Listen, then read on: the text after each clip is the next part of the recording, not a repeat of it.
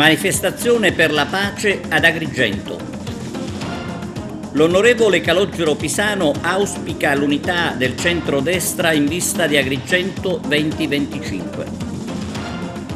A Favara i cioccolatini della ricerca. Calcio, Acragas e panoramica sulla domenica calcistica. Vince il Pro Favara. In Serie B, Corini mantiene la panchina del Palermo malgrado le contestazioni per le deludenti prestazioni.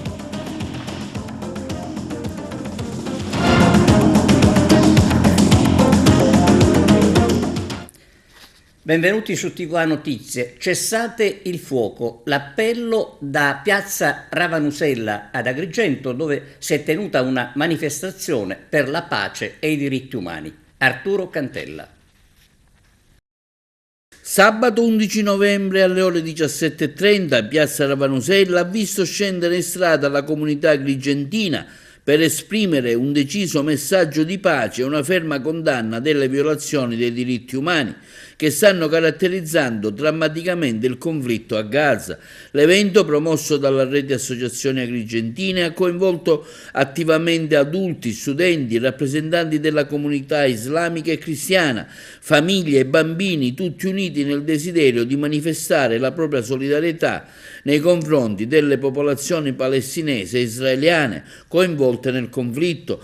L'evento è stato anche caratterizzato da appassionati appelli per il cessate il fuoco, interventi che hanno riportato i numeri del conflitto con musica, poesie, candele accese, un momento di condivisione e riflessione sulla necessità di promuovere la fratellanza e di fermare gli attacchi verso i civili palestinesi, così come previsto dalla risoluzione approvata dalle Nazioni Unite. La comunità islamica e cristiana ha pregato insieme, offrendo un potente esempio di comunione tra i popoli. L'appello a restare umani è stato forte e ha dimostrato che la comunità non è indifferente e farà la sua parte per promuovere la cultura della pace, della solidarietà. Si è certi che esempi come questo coinvolgeranno sempre di più gli agrigentini, spingendoli a mostrare empatia e attenzione verso tutte le popolazioni vittime di inaccettabili ingiustizie. Abbiamo perso il senso del grave. La terra brucia, ma non è grave. In qualche parte del mondo ci sono madri e padri che tengono fra le braccia i cadaveri dei loro figli, ma non è grave. La nostra vita può continuare. Abbiamo a disposizione sempre più schermi. Le immagini moltiplicate entrano in ogni istante nelle nostre case e più l'eco dei disastri del mondo si fa forte, meno lo sentiamo. Siamo diventati stanze dove al dolore degli altri non è permesso di entrare. Ecco come si continua a vivere, come se niente fosse, come se la terra che brucia non fosse quella su cui viviamo, come se quei figli morti non fossero anche i nostri. Questo è il momento per pensare a tutto l'orrore, a tutto il dolore, alle ingiustizie, a quanto può essere grave dimenticarsi di un popolo intero per decenni. Questo è un momento per pensare alla nostra indifferenza, per decidere se siamo meno capaci di piangere le lacrime del mondo, per lasciarci suggerire dal dolore che l'unica cosa giusta da fare è dire basta. Un momento per chiedere a chi può fermare questo orrore quanto resta della notte. Un momento per provare a sentire che rumori fanno i nostri cuori chiusi a chiave, per capire se siamo ancora vivi dietro tutti questi schermi. Abbiamo perso il senso del grave, o forse abbiamo perso del tutto il senso. Hanno cercato di far capire e di trasportare soltanto la pace e non la guerra, e di lasciare le persone libere di credere o non credere. In un versetto del Corano Allah dice: chi vuole credere creda, chi non vuole non credi. Il tempo passava, con le stagioni passeggiava ed arrivasti a varcare la frontiera in un bel giorno di primavera. Cadesti a terra senza un lamento e ti accorgesti in un solo momento che il tempo non ti sarebbe bastato a chieder perdono per ogni peccato. Cadesti a terra. L'onorevole Calogero Pisano auspica un centrodestra unito per affrontare al meglio i mesi che portano ad Agrigento, capitale della cultura. Un appello all'unità viene lanciato dal parlamentare agrigentino onorevole Lillo Pisano su Agrigento, capitale della cultura 2025. Questo quanto dichiarato dal deputato Pisano. La città di Agrigento è chiamata nei prossimi mesi ad affrontare sfide importanti. Agrigento, capitale della cultura 2025, è un evento di una rilevanza eccezionale e una straordinaria occasione di rilancio sociale ed economica per la città dei templi che non possiamo perdere. Per questo occorre il responsabile apporto di tutti. È essenziale, afferma il parlamentare nazionale agrigentino Lillo Pisano, che tutte le forze politiche di centrodestra che alle scorse amministrative hanno sostenuto il sindaco di Agrigento Francesco Miccichè, autorevolmente rappresentate dagli onorevoli Roberto Di Mauro, Riccardo Gallo Affritto, Margherita La Rocca Ruvolo, Giusy Savarino, Analia Tardino, facciano quadrato e mostrino compattezza e comunione di intenti, proseguendo sinergicamente lungo quel percorso di buon governo iniziato 3 anni fa. La formula del centrodestra unito, continua Pisano, è l'unica vincente, lo testimoniano gli ottimi risultati ottenuti dagli esecutivi nazionali e regionali, governi che hanno dimostrato concreta attenzione nei confronti della nostra città e della nostra provincia. Come si vede dalla nomina della nostra città capitale della cultura 2025, l'approvazione del decreto legge Sud, che al suo interno prevede la possibile realizzazione di un aeroporto e non ultimo un cospicuo finanziamento di 10 milioni di euro inseriti nella finanziaria regionale siciliana a sostegno delle attività correlate ad Agrigento, capitale della cultura, per il quale rivolgo il mio plauso alla giunta del Presidente della Regione Renato Schifani e in particolare all'onorevole Roberto Di Mauro, unico assessore regionale agrigentino. Si vada avanti uniti per il bene di Agrigento, così conclude l'appello del parlamentare nazionale agrigentino onorevole Lillo Pisano. Favara tra le 1800 piazze d'Italia a sostegno dell'AIRC, i cioccolatini della ricerca. Giuseppe Moscato. Anche Favara è stata una delle 2000 piazze d'Italia dove l'AIRC, Associazione Italiana per la Ricerca sul Cancro, è stata presente con i cioccolatini della ricerca, iniziativa solidale per far conoscere il lavoro di AIRC e raccogliere fondi per la ricerca. A Favara AIRC e Centro Culturale Renato Guttuso.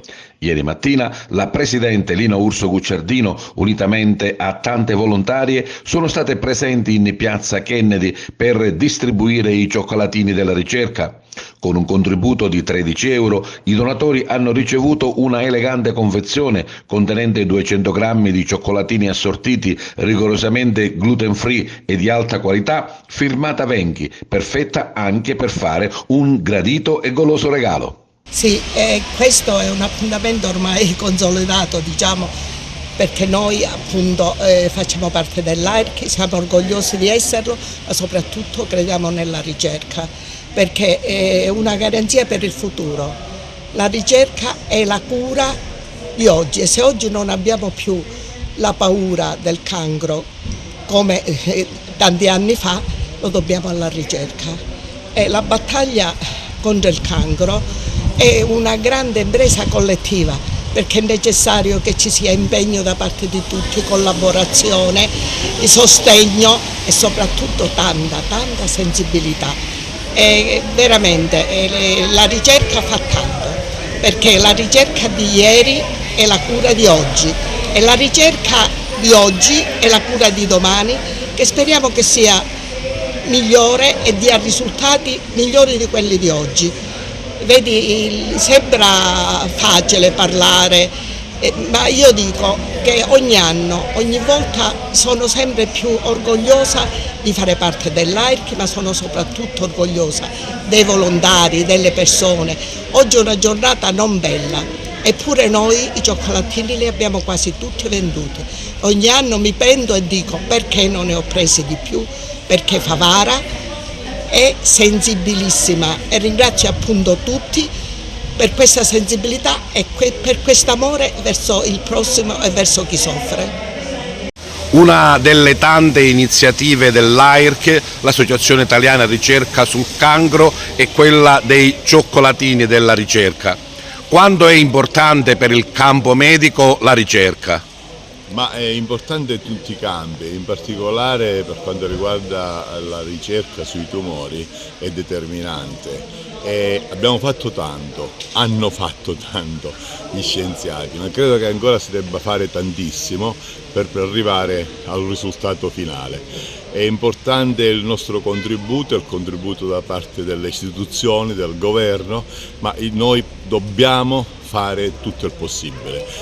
Questo assieme alla prevenzione, a cui io credo sempre e spero che questo sistema sanitario nazionale nostro non venga completamente distrutto per potenziare il privato, ma che si debba ancora insistere sul sistema pubblico, perché solo col sistema pubblico noi possiamo andare avanti nella prevenzione e nella ricerca per debellare questi mali che sono terribili, perché il problema del tumore maligno, del cancro, non è solo il problema dell'individuo che soffre, ma è tutta la famiglia che soffre, tutta la popolazione che soffre. Quindi un plauso alle associazioni come il Centro Guttuso che appunto promuovono la raccolta di fondi per la ricerca. Non bisogna mai finire di dire grazie a queste persone che con tanta abnegazione, con tanto impegno, tralasciando i doveri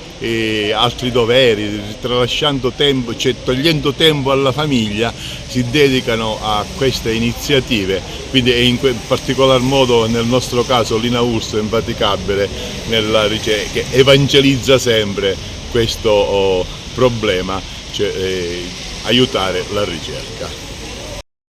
Un sit-in di protesta è stato organizzato dagli ambientalisti a Punta Bianca, dove sono tornate le esercitazioni militari.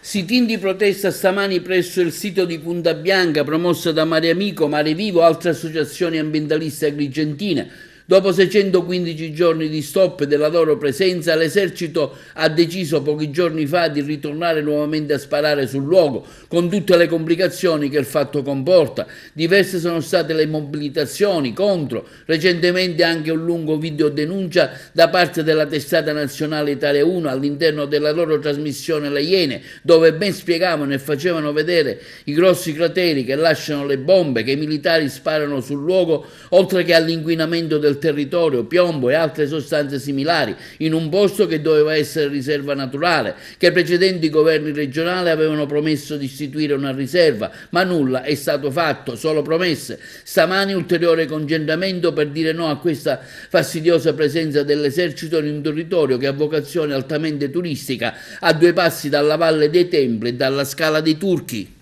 Ma intanto in politica i segnali sono tutto. Vedere che in questo consesso così importante non c'è nessun deputato della maggioranza lascia ben capire, e io non sono nemmeno stato eletto a Palermo, qui ad Agrigento, ma essendo eletto a Palermo, comunque ritengo che sia un problema che riguardi tutta la Sicilia. Innanzitutto istituiamo la riserva naturale, questo atto non c'è, è stato fatto un passaggio iniziale nella scorsa legislatura grazie all'onorevole Di Caro e 5 Stelle, ma di fatto però ad oggi questa non è riserva naturale. L'esercito fa il suo lavoro, nessuno dice che l'esercito sta sbagliando, però questa zona, che è una zona fondamentale, importante, strategica, che potrebbe essere al centro del turismo non soltanto agrigentino ma della Sicilia, non può essere utilizzata in questa maniera perché grida allo scandalo. Punta Bianca, come molte altre località costiere dell'Agrigentino, Torre Salsa, Scale Turche, rappresenta una delle perle naturalistiche del territorio agrigentino.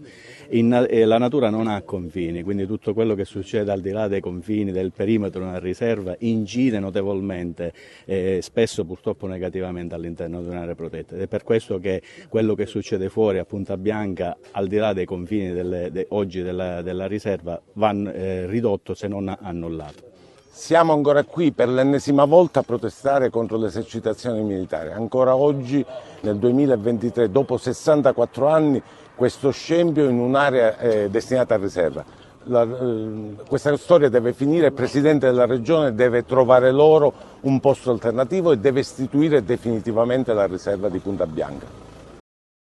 Chiusa la quinta edizione del progetto Abitare il Paese, promossa dall'Ordine degli Architetti di Agrigento. Arturo Cantella.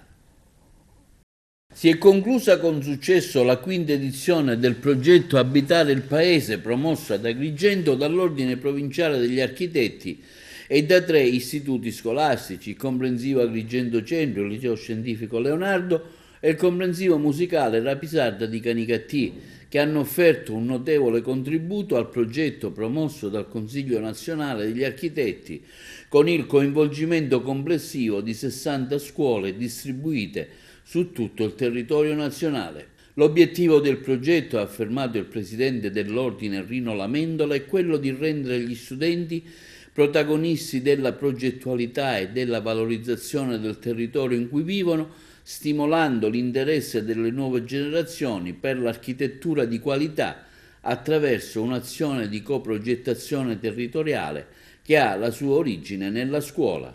Siamo orgogliosi di partecipare a questa quinta edizione del progetto Abitare il Paese che nel territorio nazionale ha coinvolto ben 60 scuole. 3 di queste sono scuole agrigentine che sono state coinvolte grazie al lavoro svolto dagli studenti, ma anche all'impegno della coordinatrice del progetto Melinda Drago, che è stata egregiamente supportata dai nostri tutor, gli architetti Angela Muratore, Maria Grazia Pavone e Claudia Spadaro.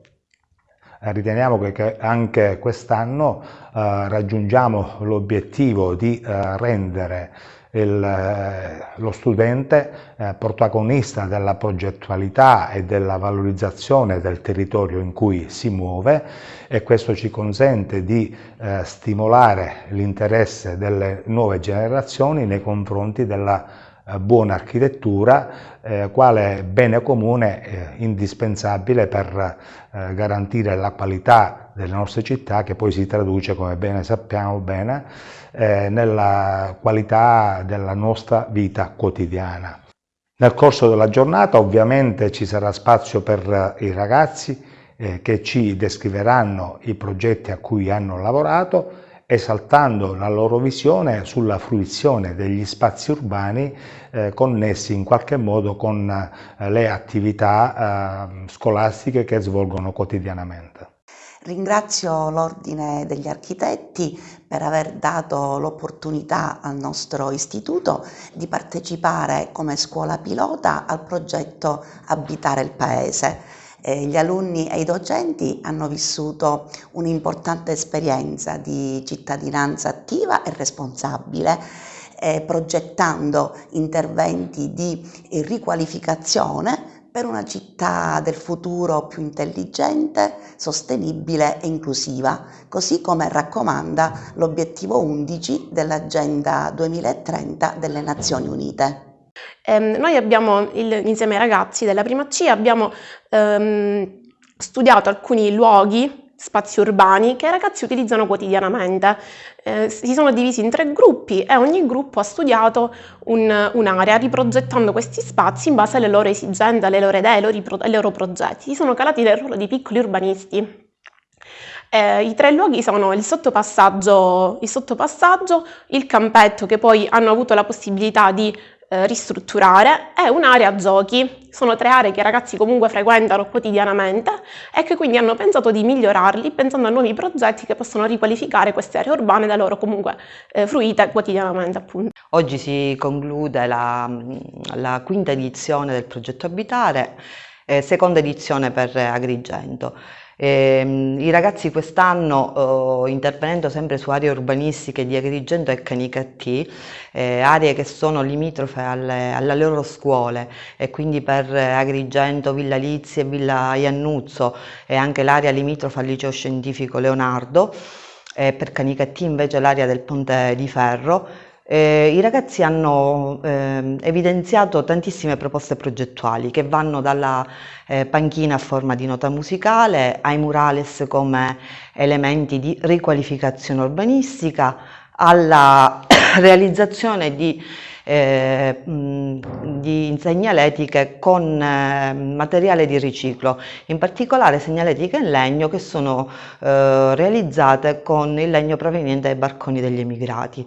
I focus che emergono da questo anno di studi e di progettazione sono la memoria, le relazioni con il territorio, il senso di appartenenza e la bellezza come cura del territorio. Il progetto del quale oggi i nostri ragazzi hanno presentato, diciamo, la sintesi presso l'Ordine degli Architetti è sicuramente un progetto che ha dato loro l'opportunità di sintetizzare 3 componenti fondamentali che a mio avviso rientrano nell'educazione dei nostri ragazzi.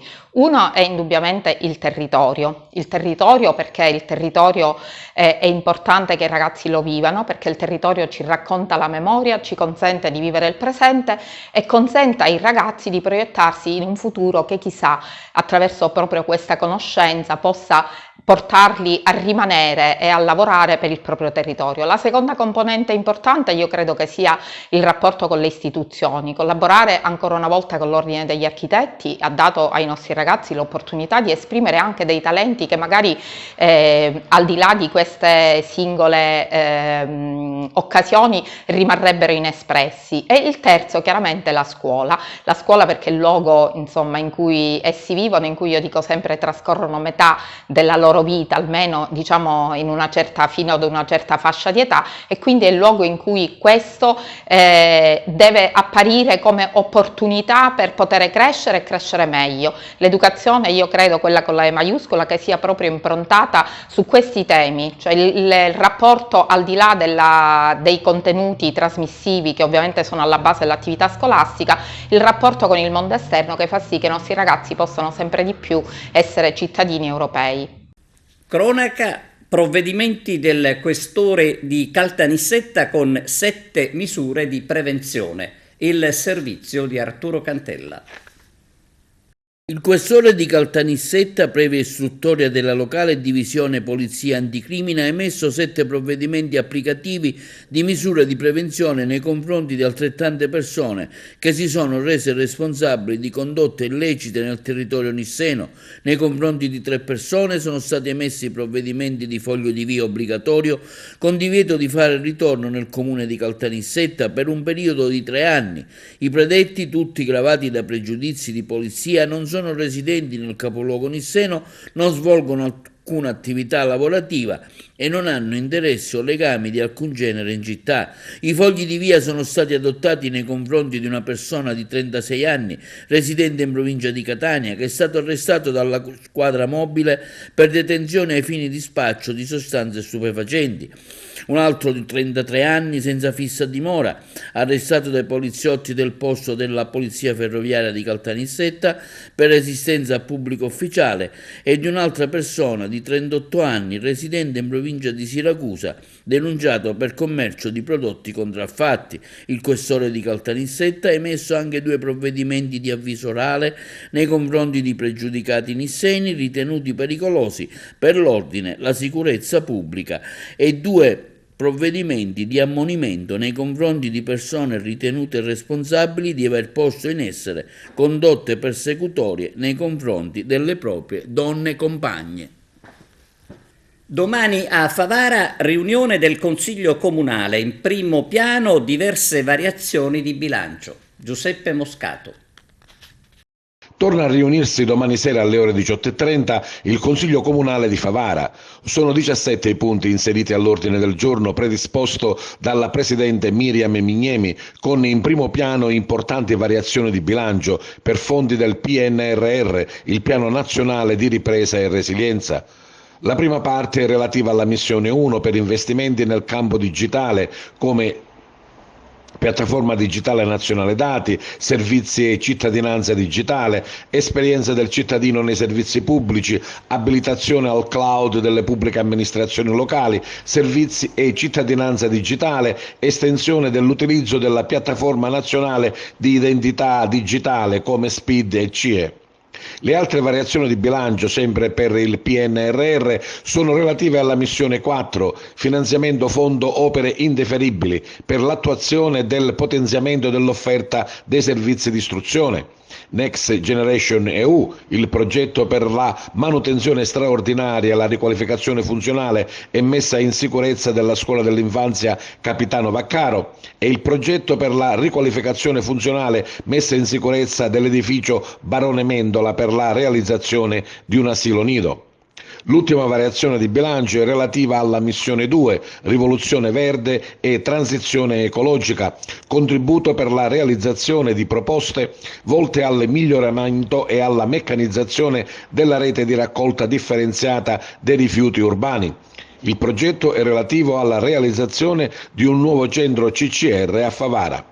I consiglieri comunali sono chiamati inoltre alla presa d'atto dell'annullamento del decreto del direttore generale relativo all'approvazione del PRG con conseguente definitivo consolidamento del piano regolatore generale adottato con la delibera del commissario ad acta del 2015. Presenti all'ordine del giorno anche diverse mozioni ed interrogazioni.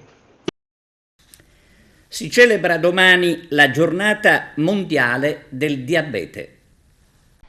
Domani, martedì 14 novembre, ricorre la giornata mondiale del diabete, la data che celebra la nascita del fisiologo canadese Frederick Grant Banting. Scopritore nel 1921 dell'insulina, è stata scelta dall'International Diabetes Federation con l'obiettivo di stimolare i governi ad investire maggiormente nella cura, nella prevenzione, nella diagnosi precoce affinché tecnologie e farmaci siano a disposizione di tutti e sia garantito a tutti l'accesso alle cure.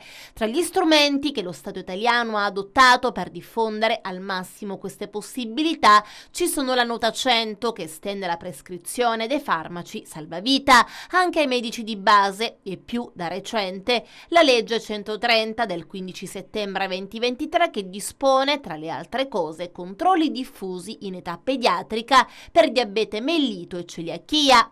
Mentre la nota 100 funziona e ha avvicinato alle cure anche chi non ha la possibilità di incontrare uno specialista, affidando ai medici di base la prescrizione dei farmaci, la legge 130, che abbiamo contribuito a scrivere, che abbiamo salutato con grande soddisfazione, è ancora dormiente, e questa è la denuncia del diabetologo siciliano Vincenzo Provenzano, già guida del centro di eccellenza di diabetologia di Partinico in provincia di Palermo e presidente della Società Italiana Malattie Metaboliche, Diabete e Obesità, la SIMDO. La legge è stata promulgata, messa in gazzetta, ma anche finanziata, però di fatto ancora nessuna scuola d'Italia si è mossa per attivare la prevenzione del diabete 1 e della celiachia, accusa Provenzano, insieme ai responsabili territoriali di SIMDO.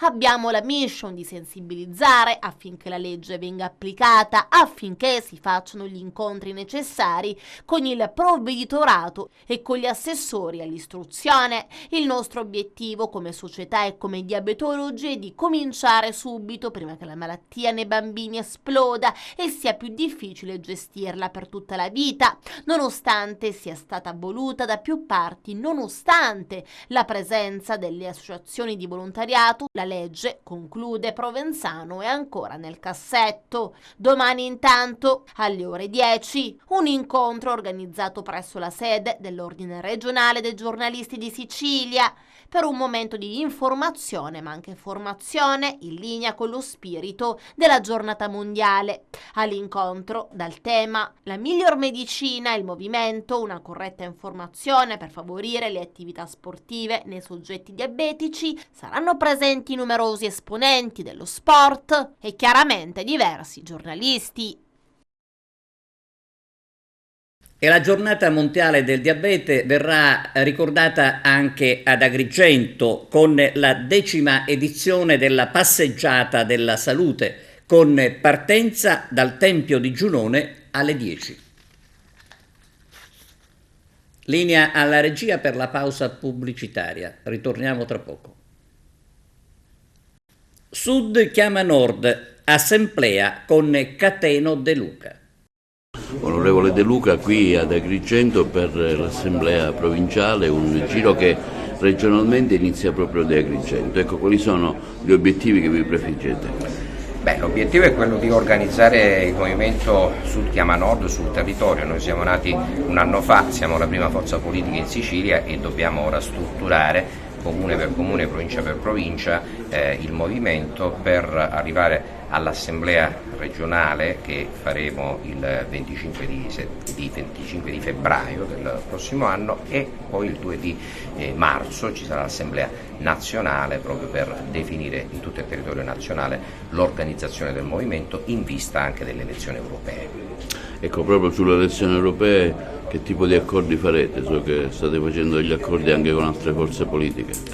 Abbiamo noi una caratteristica che viene vista oggi da tutte le forze politiche dell'arco costituzionale in modo ovviamente interessato, il fatto che in Sicilia in particolare gli equilibri di almeno un seggio sono collegati alla nostra presa di posizione. È ovvio che questa caratteristica stiamo cercando di farla valere nei cosiddetti tavoli romani per arrivare a un accordo che salvaguardi la nostra identità e ovviamente ci metta nelle condizioni di avere il nostro rappresentante in Europa. Si parla di un accordo con 5 Stelle? Noi non abbiamo preclusioni di carattere politico, ovviamente saranno altri che probabilmente potrebbero avere nei nostri confronti. Non abbiamo una posizione ideologica, al nostro interno ci sono varie sensibilità perché siamo una forza autonomista e quindi siamo una forza ormai post-ideologica, ed è ovvio che questo ci consente di poter ragionare con tutte le forze politiche. E ci sono altri spazi all'orizzonte relativamente ad accordi politici, mi riferisco? Guardi, noi siamo alternativi a questo governo regionale e lo abbiamo dimostrato anche acquisendo una leadership sul campo rispetto alle forze di opposizione. Quindi è ovvio che ci muoviamo comunque in un'area che mantenga questa posizione di alternatività. Certamente la nostra oggi è una posizione strategica che anche rispetto a tutti i collegi uninominali che riguarda Camera e Senato in Sicilia può cambiare completamente la rappresentanza politica in funzione della nostra scelta di entrare in coalizione, ed è ovvio che questo ormai all'orizzonte si prefigurerà a una condizione: Cateno De Luca ovviamente prossimo Presidente della Regione siciliana. Alla Regione c'è in atto una manovra di 900 milioni di euro, la vostra posizione? Ma noi stiamo solo assistendo a quello che è un problema che la maggioranza ha per poter mantenere i numeri della stessa maggioranza. Si sono presentati in Parlamento con la logica delle marchette proprio perché fanno riferimento a una necessità di dover tenere già il collante tra i deputati della maggioranza stessa. Rispetto a questo ogni deputato dell'opposizione esprime ovviamente delle esigenze del territorio. Naturalmente quello che abbiamo messo in evidenza è che ci sono alcune situazioni che sono veramente patologiche, come quella di riacquisire con 80 milioni di euro già gli immobili che Cuffaro aveva regalato nel 2007 e qualche altro elemento sul quale naturalmente faremo battaglia, perché è una manovra che porta a indirizzare risorse importanti per uno scambio che è stato fatto con il governo nazionale per la destinazione di 1 miliardo e 200 milioni di euro di fondi per lo sviluppo e coesione da destinare al ponte sullo Stretto di Messina. Sulla politica regionale c'è molto da dire? No, c'è nulla da dire perché la politica regionale non l'abbiamo vista e abbiamo anche scritto a chi l'ha visto. Questo governo, per come avevamo detto, si è dimostrato e si dimostra il miglior servitore dello Stato italiano, ma da un punto di vista strategico anche quella che sarà la prossima legge di stabilità sarà sicuramente come la prima, senza non solo una visione ma anche atti veramente di discontinuità rispetto al passato. Lo ne stiamo vedendo e d'altronde cosa ci poteva aspettare da un governo che si è dovuto schifare. Su Agrigento che tipo di politica farete? Agrigento Capitale della Cultura, sono stati stanziati 10 milioni di euro, però ancora il lavoro della fondazione non viene avanti, è tutto fermo, si aspetta la soluzione del piano B, diceva il leader politico che fa riferimento al partito del Michigan. Il lato B simpaticamente mi viene da pensare a qualche cosa di fisico, per cui se effettivamente le cose si continuano a fare in quei termini è ovvio che qui il rischio è che si faccia una pessima figura. Io ho già fatto un intervento che è partita dalla mia necessità di sindaco di Taormina, cioè quella di far riconoscere già alle città che ospitano teatri di pietra o anche ovviamente beni archeologici sui quali la Regione ci lucra attraverso società che non hanno neanche le sedi in Sicilia, con un riconoscimento di 600.000 euro l'anno di cui ne ha usufruito e ne usufruirà anche Agrigento. Sto portando avanti un'altra battaglia che è quella di cancellare il canone per gli stessi comuni dove risiedono questi beni che l'assessorato vorrebbe imporci come utilizzo del bene, come se io devo pagare per stare a casa mia. Sul resto purtroppo c'è un problema di fondo. In Sicilia sia il turismo che la cultura sono prima un elemento di mercimonio e clientelare e poi forse c'è il resto, e questo ovviamente sarà un elemento che caratterizzerà probabilmente quella che dovrebbero essere gli enti che devono portare avanti questa possibilità, perché ancora siamo alla lite di chi deve gestire magari qualche euro con la solita logica parassitaria. Cosa uscirà da questa assemblea provinciale per il futuro anche del partito in provincia di Agrigento? Dovrà uscire la classe dirigente che parte dai singoli iscritti con la costituzione dei comitati. Un'altra notizia di cronaca: con la droga in casa, scoperto ed arrestato dai carabinieri ad Acquedolci in provincia di Messina.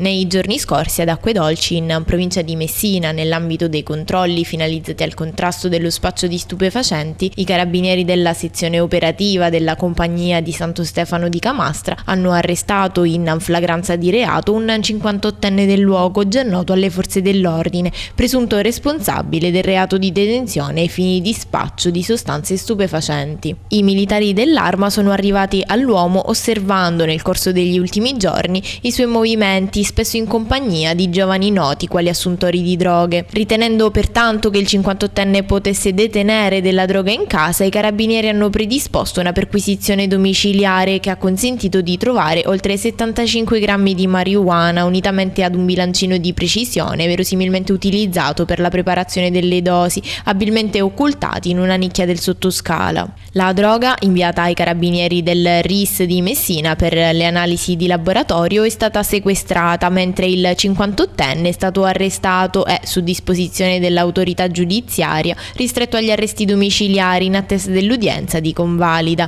Il procedimento si trova nella fase delle indagini preliminari e per l'indagato vale il principio di non colpevolezza sino a sentenza definitiva. Mentre si discute di bullismo, la cronaca purtroppo registra il suicidio di un'altra giovane vittima. Una notizia terribile che atterrisce i cuori di tutti. In una città come Palermo sentire ancora episodi come questi è davvero drammatico.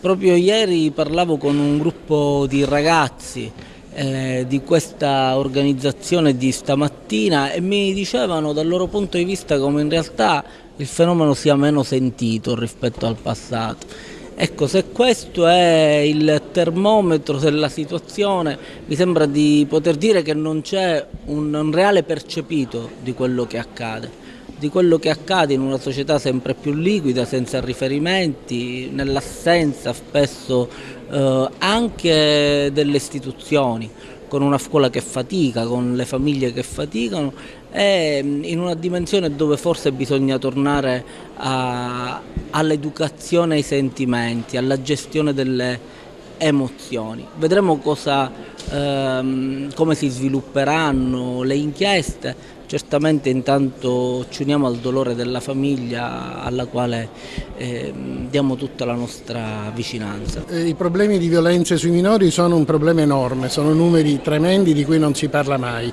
Si parla solo in qualche caso di violenze sessuali, ma i numeri delle violenze in genere, 11-12 tipi di violenze sui minori, sono tantissimi, sono altissimi.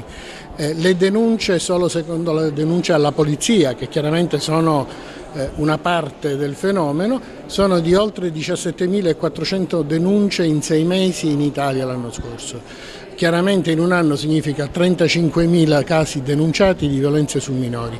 Ovviamente questa è solo la punta dell'iceberg perché i fenomeni sono molto maggiori e l'Italia tutto sommato va abbastanza bene, nel senso che è in una situazione tutto sommato, come dire, non tanto grave. Altri paesi sono messi peggio, vedremo quello che succede in Europa, vedremo tanto che l'Europa ha dedicato molte misure a questa iniziativa. E vedremo quello che succede nel mondo, tanto che le Nazioni Unite hanno dedicato non una giornata ma addirittura un intero decennio alla violenza sui minori. C'è un istituto comprensivo Vittorio Emanuele Orlando a Palermo che ha bloccato ogni attività per il grave lutto che ha colpito la comunità scolastica. 2 genitori distrutti per avere perso un figlio di 13 anni che sabato si è tolto la vita. I sanitari del 118 intervenuti non hanno potuto fare altro che constatare la morte del ragazzo. Una tragedia che si è verificata in pochi minuti. I genitori sono usciti e sono tornati poco dopo trovando il figlio morto. Sono in corso indagini da parte dei carabinieri per accertare i motivi che avrebbero spinto il ragazzo al suicidio. Pare che fosse vittima di bullismo da parte dei compagni, causa di problemi di salute, ansie e sbalzi d'umore. Lo avrebbero deriso dicendo e scrivendo più volte gay, fino a farlo diventare un tarlo insopportabile emerso nelle chat di alcuni alunni e genitori. 2 fascicoli sono stati aperti dalla procura per i minorenni e dalla procura ordinaria per istigazione al suicidio. Sono stati sequestrati il cellulare e il computer della vittima per cercare di individuare chi avesse beffeggiato il giovane per il suo orientamento sessuale o altro. Sembrerebbe dalle prime dichiarazioni che già in passato la dirigente scolastica avesse segnalato alla famiglia il disagio del teenager. E adesso lo sport con il calcio. Cominciamo a parlare di Akragas con una sconfitta che brucia parecchio. Carmelo Lentini e poi le interviste e a seguire la consueta panoramica sulla domenica calcistica. Amara sconfitta dell'Akragas sul campo della 9GA Virtus dell'ex tecnico Francesco Di Gaetano, che subisce il gol ad 1 minuto dalla fine dopo una gara combattuta e incerta nel risultato. La rete vincente peloritana porta la firma dell'attaccante Longo, che trova un corridoio libero per infilare proprio l'angolo basso del portiere sorrentino. In occasione della rete avvenuta, ricordiamo, all'89esimo è stato espulso il tecnico biancazzurro Marco Coppa, che proprio questa domenica rientrava dalla squalifica di una giornata. Malgrado la sconfitta, l'Akragas rimane a quota 18 al 6° posto, in una zona ben lontana dalla zona calda. Adesso l'appuntamento è per mercoledì prossimo contro il Trapani all'Esseneto per la gara di Coppa Italia, ma seguiamo le interviste di fine gara per capire meglio questa partita giocata dal Contres di Barcellona, Pozzo di Gotto. Ma cosa volete che vi dico? Cosa vuoi che ti dico, Davide? Non riesco neanche a commentare quello che è accaduto oggi a Barcellona, perché se parliamo della prestazione, l'Akragas è stata superiore all'Igea Virtus. Credo che sia stata una squadra superiore sia da un punto di vista tattico, da un punto di vista tecnico. Poi quello che accade in campo e vedo fare ancora ad alcuni giocatori, soprattutto alcuni giocatori che hanno fatto anche categorie importanti, io credo che sia davvero deludente e deprimente, ma non è deprimente soltanto per il mondo dello sport, ma è deludente anche per la singola persona, perché noi abbiamo perso una partita semplicemente perché il nostro capitano, palla al piede, vede un giocatore a terra, la tiene invece di buttarla fuori, ma la tiene in buona fede al piede perché aspetta che l'arbitro giustamente interrompi il gioco, dopodiché invece di buttarla fuori quasi la consegna agli avversari e gli avversari invece sono ripartiti per farci il gol. Questa è una cosa che deve essere raccontata e siccome io non vado come tanti allenatori che invece vanno di moda dicendo che non si parla degli arbitri, non si parla dei torti, ma non si può non raccontare un torto del genere, perché noi torniamo a casa, avendo fatto la prestazione che abbiamo fatto, contro un gesto vergognoso, perché non abbiamo perso contro una squadra di calcio, non è stata una partita di calcio, abbiamo perso contro un gesto vergognoso. Io non sono uno che per moda deve dire che non si parla degli arbitri, in questo caso si parla degli avversari, ma è come se si parlasse degli arbitri, è stato veramente vergognoso. In sala stampa il direttore sportivo dell'Akragas Giuseppe Cammarata, forse il pareggio sarebbe stato il risultato più giusto, è d'accordo? Ma per come è andata la gara penso che alla fine sì, un pareggio forse poteva andare bene, forse con qualche rammarico, perché penso che nel secondo tempo siamo stati più pericolosi contro una sola parata di Sorrentino. La squadra è stata messa bene in campo, è stata abbastanza aggressiva. Canovaccio della gara è stata che noi provavamo ad attaccare e loro ci ripartivano, ci aspettavano, ma senza farci mai del male. Mi rammarica il risultato finale per come è maturato. Noi abbiamo fatto un'ingenuità a non mettere palla fuori con un nostro calciatore per terra. Magari il nostro capitano pensava che loro si sarebbero fermati e poi con calma metteva la palla fuori. Invece Biondo ha preso palla, ha fatto una cosa di un antisportivo unico. Penso che quando si rivedrà stasera quello che ha fatto, se ha un po' di dignità si dovrebbe solamente vergognare. Però se noi mettiamo palla fuori tutto ciò non accade. Comunque incassiamo e andiamo avanti. Solo il Siracusa, vincendo il su Sant'Agata, approfitta della sosta forzata del Trapani per riprendere in classifica generale la compagine Amaranto. Si inceppa la Vibonese sul campo della Regina, per cui la classifica vede Trapani, Siracusa e Vibonese appaiate in vetta, tutte a 31 punti. Alle spalle del trio rimane solo il Licata, a ben 10 punti di distanza, mentre un punto sotto a 19 la Regina e il Real Casalnuovo. Malgrado la sconfitta, l'Akragas rimane a quota 18 al sesto posto, in una zona ben lontana dalla zona calda. Sconfitto il Caricattì sul temibile campo dell'Ocri, mentre Licata ha osservato un turno di sosta. In eccellenza, grazie alla rete di Bondembo, la Profavara supera il Mazzara con il minimo scarto e rimane sempre all'inseguimento della capolista Nissa, anch'essa vittoriosa ai danni dell'Ostico Castellammare. Anche il Mazzara 46 è riuscito a superare, sempre con il minimo scarto, i cugini della Folgore. Per la classifica rimane la stessa in attesa dei prossimi scontri di campionato. Non va al di là del pari lo Sciacca con l'Aspra in casa, cui non basta una rete siglata da Concialdi su calcio rigore.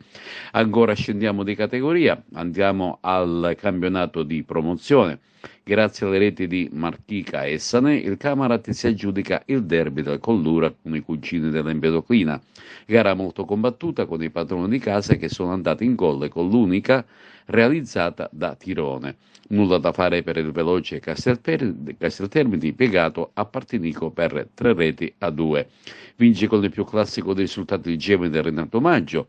In classifica generale quarto e quinto posto rispettivamente per Gemini e Camarat, mentre il Casteltermini con 11 ristagna al settimo. L'Empedoclina invece si trova a 9 in zona molto ma molto pericolosa.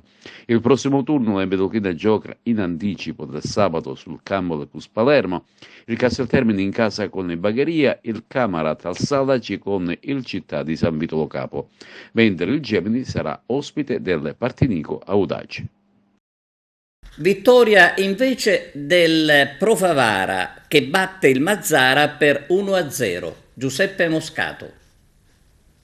Continua la serie positiva per la Profavara che infila la sesta vittoria consecutiva, conquista altri 3 punti e consolida la sua posizione in classifica al secondo posto, distante solo 3 punti dalla capolista Nissa. Avversario di turno il Mazzara, che ha dimostrato sul campo un valore sicuramente superiore rispetto agli 8 punti che ha finora conquistato. È stata una gara che i ragazzi di mister Catalano hanno condotto e dominato per tutti i 90 minuti, anche se sono riusciti ad andare in rete una sola volta con un difensore, l'ottimo centrale Fabrizio Bontempo, che ha colpito di testa con una eccellente elevazione su un cross da tiro piazzato di Ficarrotta. La Pro Favara ha avuto diverse occasioni per chiudere l'incontro, ma né la Piana, Lucarelli e neanche Ficarrotta sono riusciti a mettere la sfera in rete. L'ho detto alla vigilia, non ci sono partite facili, sapevo che Mazzara sarebbe venuto qui a metterci in difficoltà, per lunghi tratti l'ha fatto, però non credo che abbiamo mai corso grossi rischi, perché credo che non abbiamo quasi preso mai un tiro in porta, però è anche vero che in campo ci ha messo un po' in difficoltà, poi dopo aver sbloccato la partita sicuramente è venuto tutto un po' più facile, però non siamo stati bravi a chiuderla e questa è una pecca, perché poi tiriamo la partita fino al 90esimo, 95esimo, sempre in bilico, e questo non bisogna migliorarlo. Sembra proprio questo il filo conduttore di questa prima parte di campionato. Pro Favara sempre in avanti, Pro Favara sempre in gol e molto spesso non riesce a chiudere. Sì, questo è vero, però vincere partita 1-0 a volte è anche denomina anche la forza della squadra che sa il proprio valore, che sa gestire il risultato, però abbiamo altre potenzialità, noi dobbiamo essere bravi anche a chiudere le partite e lo dobbiamo fare perché non si può soffrire fino alla fine.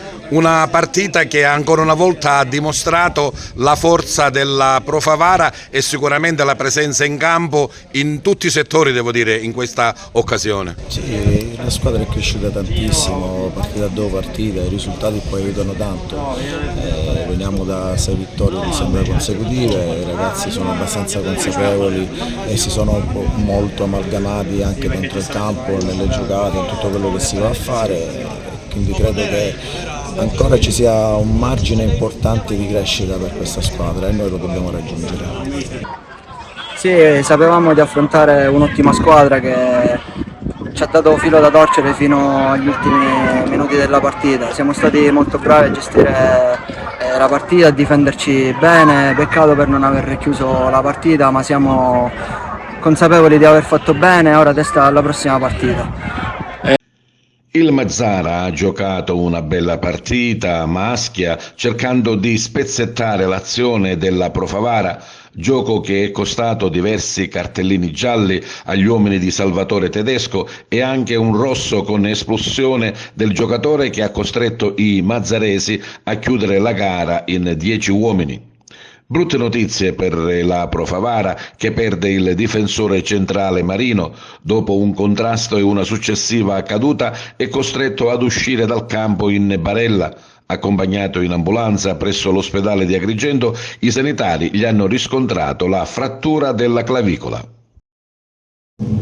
Non era facile fare risultato a Favara, voi ci avete provato fino all'ultimo anche quando eravate in 10 uomini.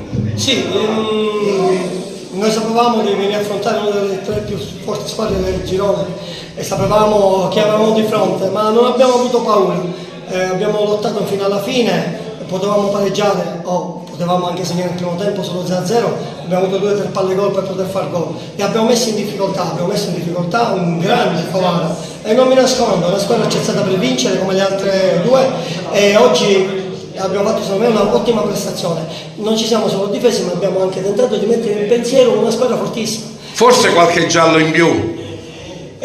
Forse l'arbitro troppo giallo in più, un'espulsione secondo me non c'era. Se questo è l'andamento del campionato, che ben venga, è importante che vinciamo sempre. Il discorso è che le squadre che giocano contro il Favara sanno che di affrontare una squadra importante e quindi magari la preparano bene, vengono qui, si chiudono, però c'è sempre, c'è l'avversario, non pensate che perché il Mazzara ha 8 punti è una squadra che meritava di prendere 3-4 gol, quello che si è visto in campo, non è facile vincere le partite. L'unica cosa abbiamo vinto 3-0, le occasioni le creiamo, l'importante è esserci, l'importante è vincere, in questo momento ci prendiamo l'1-0, va bene così. Esserci al meglio, credo. Assolutamente sì, noi dobbiamo stare lì, più che vincere non possiamo, quindi dobbiamo sperare sempre che ci sia qualche passo falso da chi in questo momento ci sta sopra, però alla fine dico, noi possiamo, quello che dobbiamo fare è vincere. Poi notizie di Marino? Marino purtroppo si è fatto male dal primo riscontro, quanto pare c'è una frattura alla clavicola. Questa è una cosa che dispiace tantissimo perché è un ragazzo che dà l'anima in campo e purtroppo sono cose che in questo nel calcio succede, non c'è stata malizia da parte di nessun giocatore, quindi è inutile parlare che qualcuno ha voluto fargli male, però purtroppo succedono, è successo a Marino, mi dispiace, speriamo di ora, ci stiamo monitorando la situazione, vediamo di stargli dietro ragazzi. In Serie B più di un allenatore ha le valigie pronte. Eugenio Corini invece è stato confermato alla guida del Palermo, malgrado le 3 sconfitte nelle ultime 5 partite. Molti tifosi ieri hanno voluto ricordare Zamparini, colui che ha fatto grande il Palermo e che sicuramente non avrebbe esitato a licenziare il Corini di oggi, che fu un bravissimo capitano del suo Palermo, ma che si sta rivelando non all'altezza. Ed è strano che neppure la pioggia di fischi e la contestazione dei tifosi ieri abbia messo in discussione la sua presenza in panchina. Marco Emanuele, 31 anni, arbitro dal 2008 della sezione AIA di Pisa, originario di Castrofilippo, è stato ieri il 4º uomo di Palermo Cittadella allo stadio Barbera. Marco Emanuele è laureato in scienze infermieristiche e nel piccolo centro della provincia di Agrigento sono residenti i suoi familiari. E con questo è tutto, grazie per la vostra attenzione e arrivederci.